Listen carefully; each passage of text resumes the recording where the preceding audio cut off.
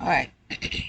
As you can see here, I got a request by a subscriber if I had seen this video, and I jokingly said no, I haven't, which was being honest, and I asked if it was going to give me an aneurysm, because that's pretty much what a lot of these other people's videos end up doing to me whenever there's somebody that I don't normally watch. But anyway, I went ahead and I went and checked it out. But instead of doing a let me debunk his video type of thing, I decided to just do this video and show proof of what the evidence and facts are showing as far as the documents from the case file.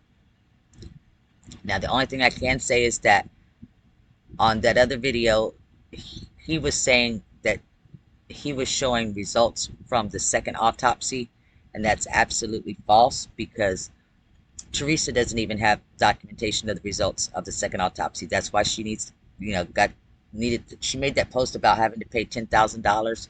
That's for the second autopsy. That's why she doesn't have the documents of it. She said so herself. So if she doesn't have them, I'm sure this content creator, channel owner, whatever you want to call them, they don't have it either.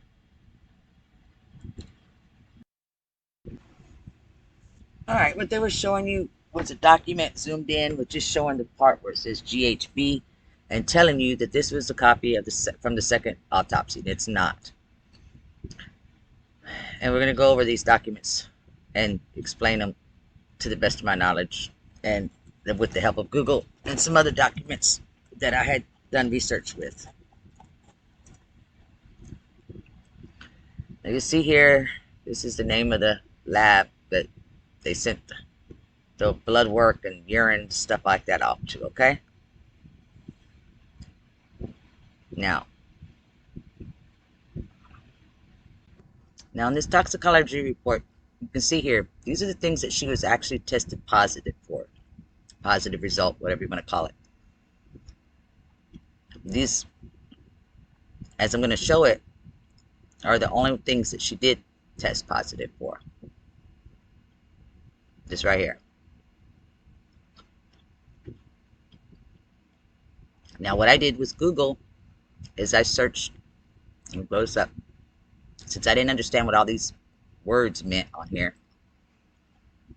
that analysis code with the description, I typed that into Google. And by doing that, believe it or not, you get back a lot of results. You got to figure out which ones you're matching up with the toxicology report, but I was able to do that. And it goes into detail explaining each one of these different tests and why and how and what you need to do it and everything else.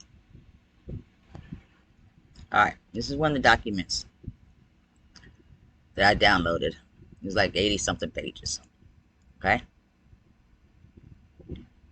Oh, by the way, somehow I downloaded George Floyd's autopsy report. If anybody's interested in that, it's 20 pages long. I'll leave a comment down below and let me know if y'all are interested in it. I haven't read it yet, but we can read it together and record it and post it up if any of y'all are interested in it. Like I said, I hadn't read any of it yet.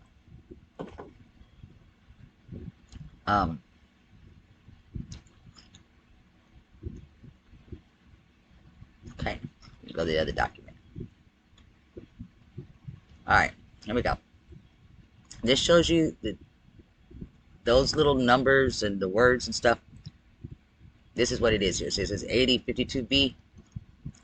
8052B, that's that middle one there. Okay. Tells you what the test is, what it's for, what it does, whatever. What it covers in the test also.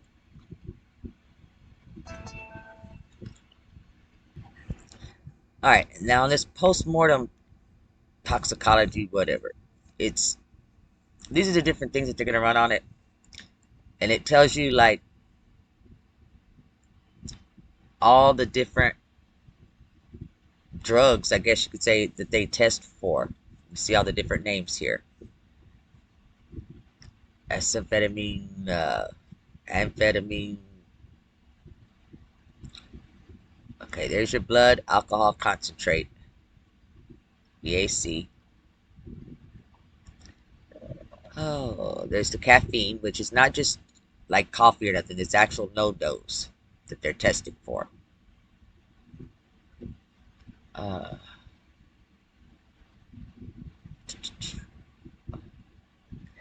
most of these pills I never even heard of, the drugs or whatever.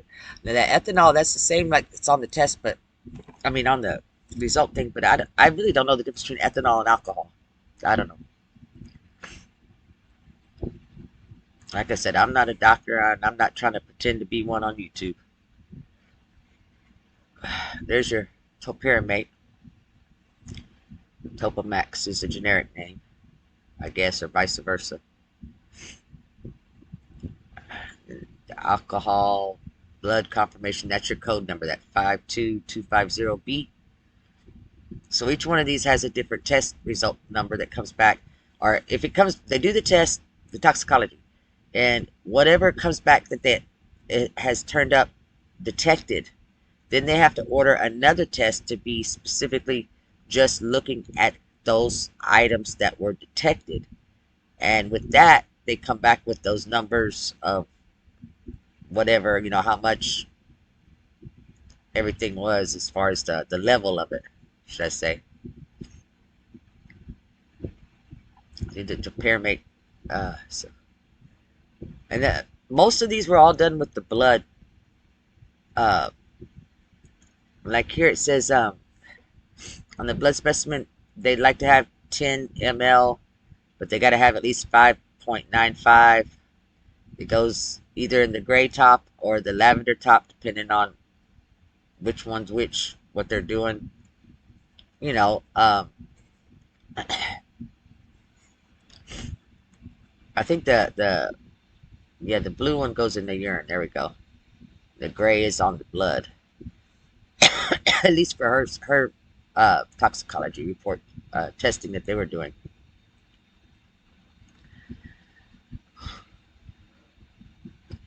It's a peripheral blood. Okay.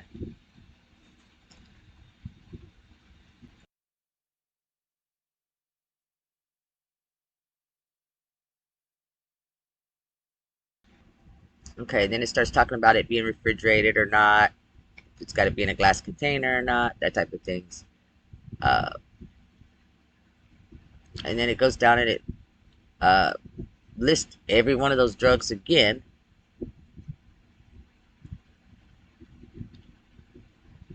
You see, and then I tells you which tests they're going to end up doing on those different drugs.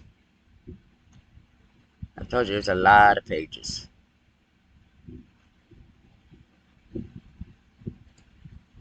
Let's just skip over all these. Well, here we go. See how it says that they're going to use a headspace gas. They need this many mLs. And that's not milliliters either, by the way. If the reporting limit is 0.01 of the 100 mLs. Okay. All right. I skipped over all the repetitiveness on those forms. This is a sample report of what it would say if it detected the GHB in the testing. And like I said, it's just as a sample, okay? Uh, I put it up like that so that way people don't kind of copy it and try to act like it was Kanika's. It says, based on the screening results performed, refer to the confirmation test results. I hate having to put it up there like that, but I know people will come back and try to screenshot it and say, oh, I got results of this and that. She was tested positive or whatever. Okay, this example anyway, the number is 60 mcg/ml. Anything over 5 has to be reported as positive detection. This shows you here is a little scale of what number and the ranking of the level with the 60, it was like sleepless or like sleepy type thing. But it goes anywhere from being in a coma all the way down to like wakeless. Why they say wakelessness? Kind of like, you know how when you wake up, you're like, oh, leave me alone, but you really can't snap out of it. That's what the scale that they're giving an example of being on that pill.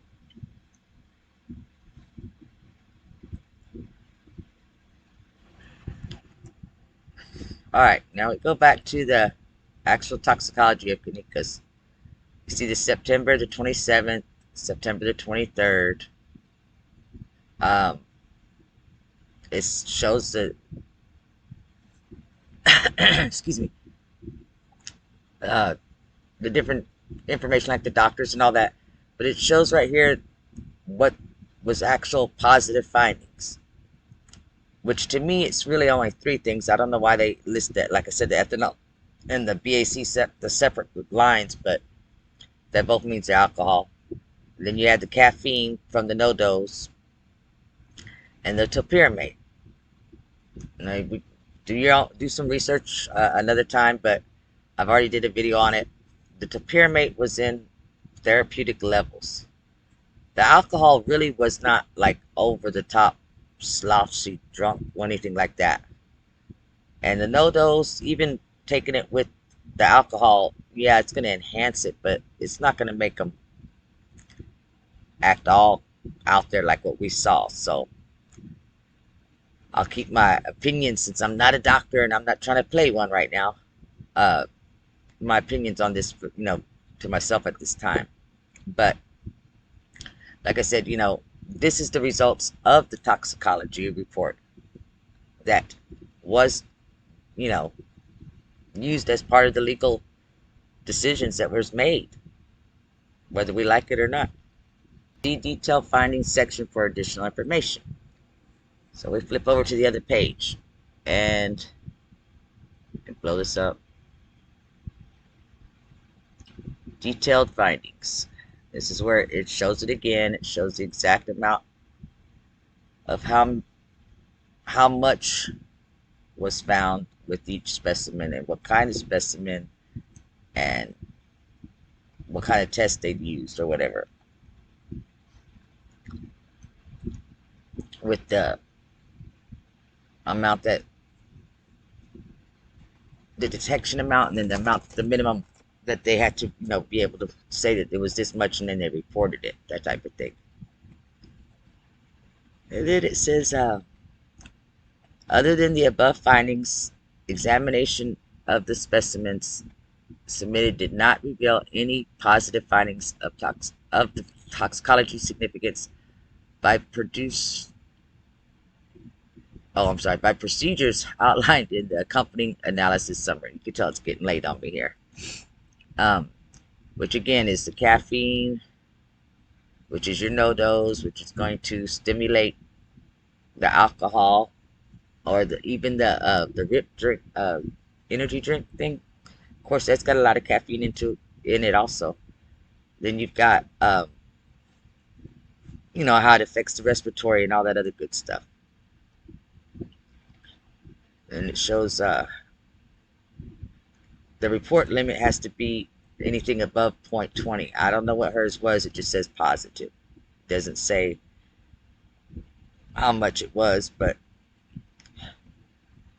and you need to look up those initials. Don't just assume that they mean milligrams or whatever, because they're not. Those capital letters and small letters actually mean different things. I found out that the last time. Then you got your ethanol, which is supposed to be up below the 0.08. Hers was 0.112.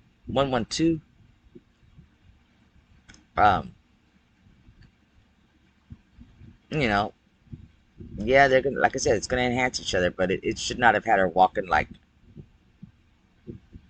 zombies, and that's kind of what she looked like, really. I'm not gonna say she was walking dead like some people say, but still. Then you got your topiramate, which, despite what people think, it was actually in a therapeutic level, which means because it fell between that 2,400 and 8,000, hers was at 3,000. That means she was taking it on a regular basis. That's bottom line. It is what it is. Whether anybody knew about it or whether nobody knew about it, she was taking it on a regular basis. So nobody slipped it to her. There's no way. I mean, they would have been slipping it to her every day without her knowledge. And that would be ridiculous for no purpose, really.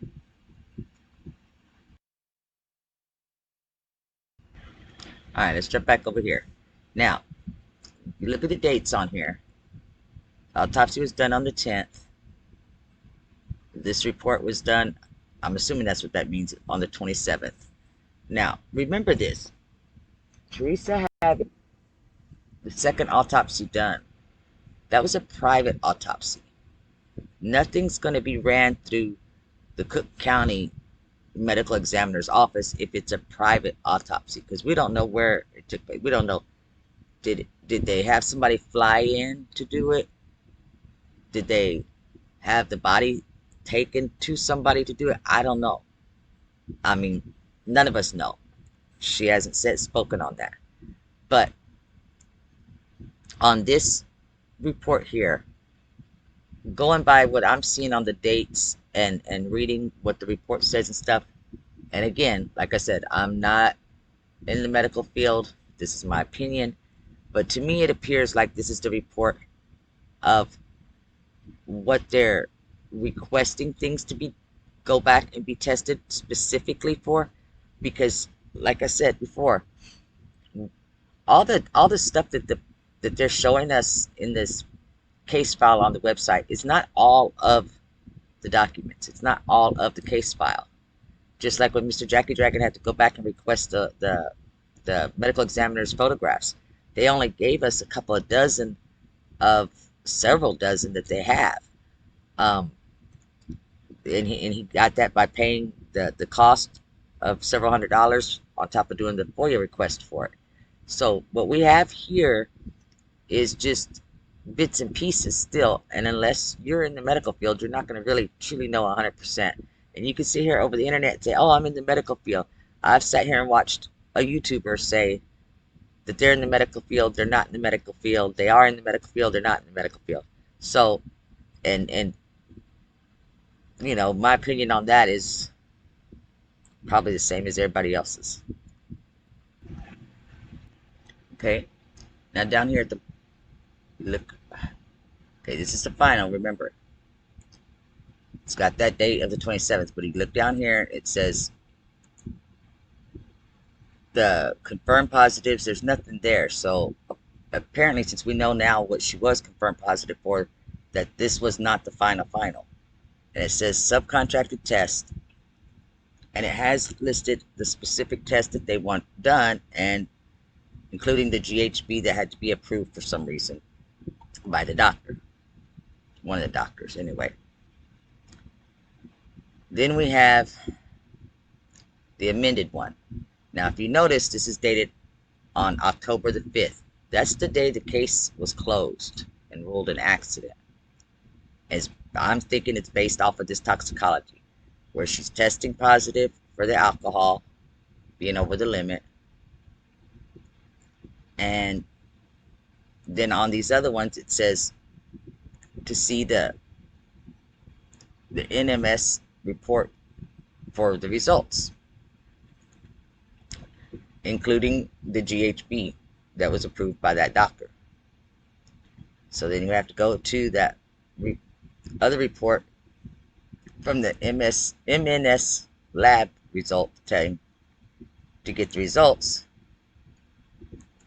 And they read what we've already read, that she tested positive for alcohol, caffeine, and topiramate. That's what they're basing their results off of. Now, was a GHB in there and it wore off before the toxicology was done? It's possible. But these things here were what they tested and was still showing being detected in her system. So that's what we have to run with. So no, we don't have results saying that she was positive for GHB.